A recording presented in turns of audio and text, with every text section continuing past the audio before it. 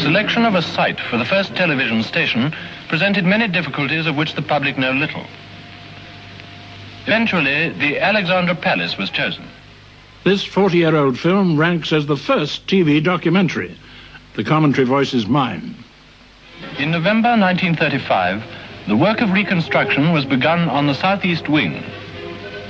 To convert the old palace into the headquarters of the latest miracle in electrical communication, complete reconstruction was necessary, so that the building might house the transmitters, control rooms, studios, and all the complicated apparatus of the two television systems. The ground floor had to be made solid enough to bed heavy generators and rotary converters, which are part of the transmitting equipment. In the Baird transmitting hall alone, there are 12 heavy motor generators. About this time that Vladimir Zworykin, originator of the television camera, visited the director of television at Alexandra Palace. Mr. John Logie Baird is well known as the pioneer of British television. Here is some of the Baird apparatus: the transmitting valves, the spotlight scanner,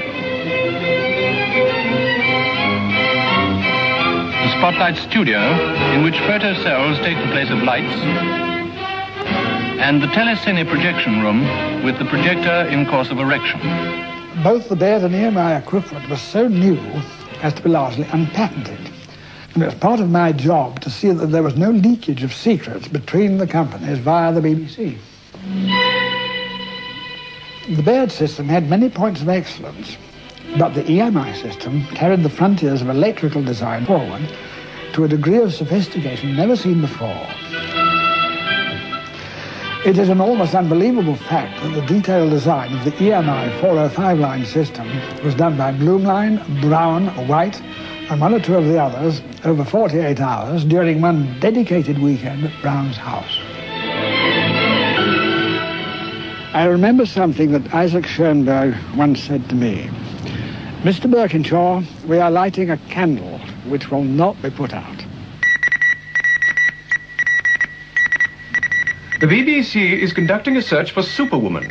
She must have super personality, charm, tact, a mezzo voice, and a good memory.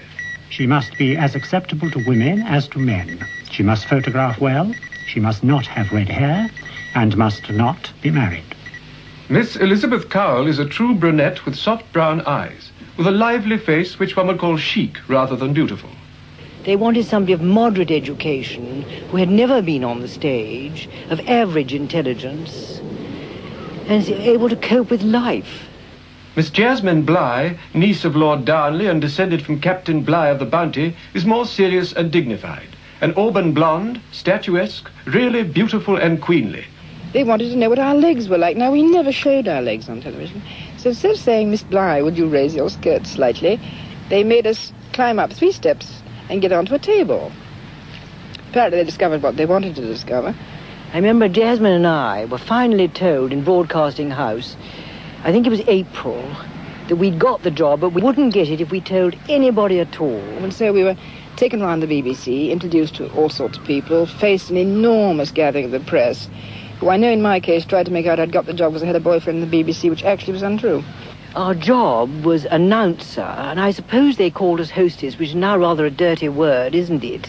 In fact, we opened the service and closed the service and gave little introductions in between. But apart from that, we had to look after the stars who came up, who didn't know their way around, who'd never been on television before, and were frequently very nervous indeed. One day was an onion seller, another day was King Boris of Bulgaria. So you met people from all walks of life. We couldn't take them to the nearest bar, which you can do now to give them a bit of confidence. There was no drinking at all in the whole of the building.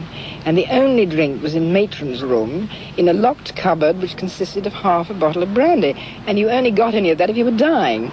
Frightfully little pay, but it was gorgeous to get it. I long to tell you something, but I think I'm not allowed to. £25 a year for a dress allowance, so we could only dress to here. So what happened there was nobody's business.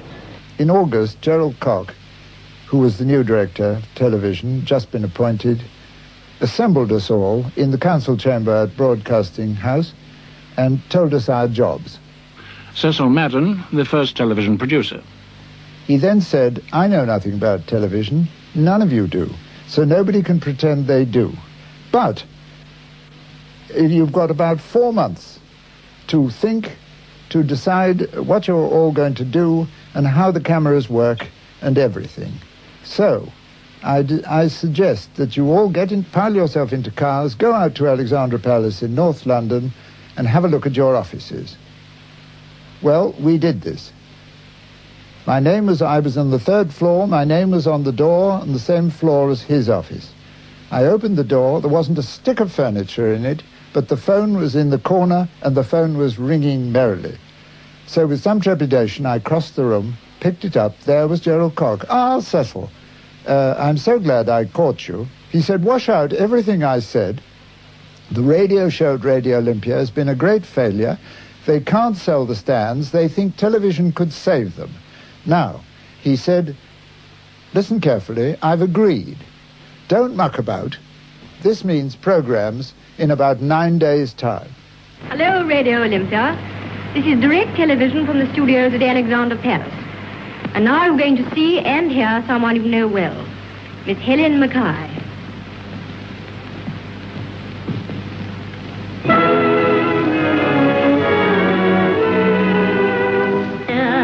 Looking at you from out of the blue. Don't make a fuss, but settle down and look at us. Yes, looking at you, it seems hardly true that radio can let you settle what you do. From that first program, this is the only material to survive. Apart from the large orchestra that for the most part was concealed by curtains, the show was mounted under Spartan conditions. What follows this old film is a reconstruction of the show from photographs and original scripts, and it's performed in the original cramped studio at Alexandra Palace.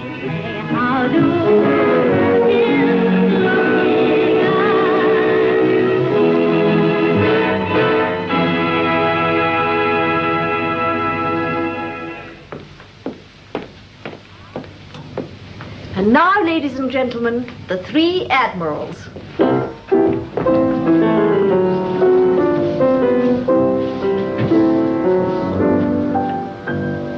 In the olden days, the belle of any ball used to be the toast of fellows one and all. Now the television's at our beck and call. I'll play host. Here's my toast. Here's looking at you from out of the blue. Don't make... I got Ronnie Hill to write a song for the show, and he came up with the title, Here's Looking at You. And this caught my imagination. I thought, well, instead of calling it Variety, let us call the whole show Here's Looking at You. That radio can let you sit and watch the show. This wonderful age goes to show that all the world is a stage. First you heard, now you see, and you wonder what the next thing on the list will be. What hullabaloo, we're just peas.